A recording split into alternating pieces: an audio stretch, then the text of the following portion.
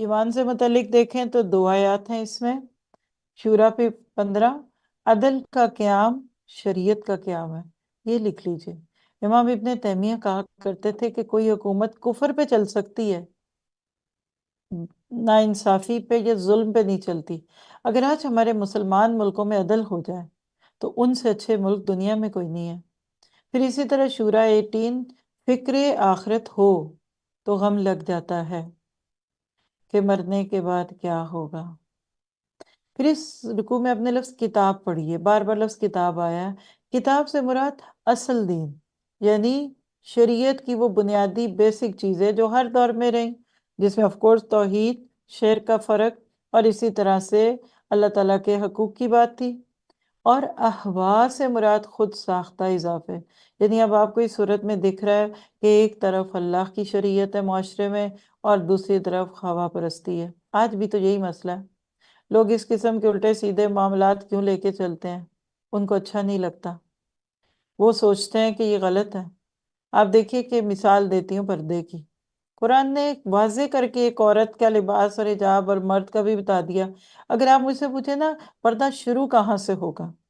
Segregation, عورت کی ذمہ داریوں میں رہے، مرد مرد کی ذمہ داریوں میں رہے۔ اب جب آپ یہ بات کرتے ہیں کہ مرد اور عورتوں کو جب رکھا ہی لگ جائے گا تو عورتوں کو کیا ہر وقت پردے رکھنے کی ضرورت پڑے گی؟ نہیں پڑے گی، وہ صرف باہر جاتے ہوئے اپنے آپ کو ایک خاص طریقے سے چھپا لیں گی۔ عورت پہنے گی، اوڑھے گی، اچھے کپڑے پہنے گی، زیور پہنے گی، جو عورتوں میں اس کو اللہ نے حدود دی ہیں وہ پوری کرے گی۔ اب جب اس بات کو آپ باہر پیش کرتے ہیں تو عورت کا گھر سے نکلنا، جب وہ گھر سے نکلتی ہے، ایک دن میں سن رہی تھی، ایک چھوٹا سا کلپ تھا ڈاکٹر اسرار صاحب کا، تو اپنا ایک تجربہ بتا رہے تھے کہ ڈاکٹر ضیاء الحق، سوری ڈاکٹر تو نہیں تھے، جو جنرل ضیاء الحق تھے جس دور میں، تو انہوں نے ان کو آفر کیا کہ آپ میری شورا میں آ جائیں، کیونکہ آج شورا کی بات ہی ہو رہی ہے۔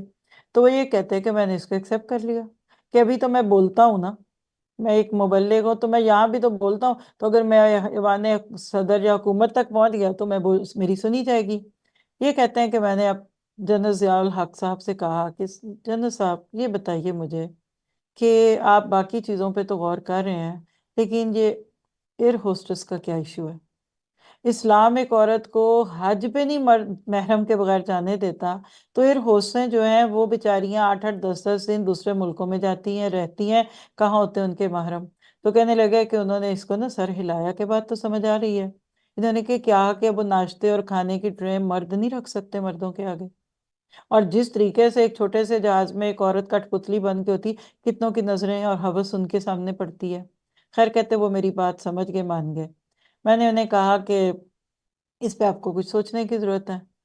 اس کے بعد کچھ اور ایک دو چیزیں کی تو ان کی یہ بات باہر چلی گئی کہ اب صدر کے ایوان صدر سے بات آتی تو کہنے کے کہ اسی دور کے سندھ کے گورنر کی بیوی، اس نے ایک اپنے جیسی عورتوں کا پورا گروپ تیار کیا، سڑک پہ آگے مظاہرے کرنے میرے خلاف، ان کو نکالیں شورا سے، ان کو یہ عورتوں کے حقوق مار رہے ہیں۔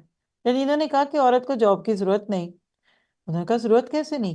آپ اپنے گھروں میں کچھ کریں، اور آپ کو پتہ ہے کہ ایک ایسا دور گزرا ہے دنیا میں کہ گھر گھر کے اندر، یہ جو انڈیا پاکستان اور بنگلہ دیش جب سارے اکٹھے تھے تو ایک ایسا دور تھا کہ گھروں میں کارخانے کھل گئے تھے۔ تو کہنے کا مطلب یہ ہے کہ ایک عورت اگر رزق کمانا چاہتی ہے تو کمائے، تو اس کے کتنے اچھے طریقے بھی ہیں۔ آپ ہوم سکولنگ کرتے ہیں، آپ کچھ بھی کرتے ہیں، اب یہاں موضوع یہ نہیں، لیکن چونکہ موضوع شریعت ہے، آپ کہتے ہیں کہ ایک عورت نہ کمائے، کہ عورت نوکری کر سکتی؟ کیا مجبوری میں ایک عورت کو رزق کی معاش کی فکر ہونی چاہیے؟ بالکل ہونی چاہیے، لیکن اللہ نے اس کے طریقے دیے ہیں۔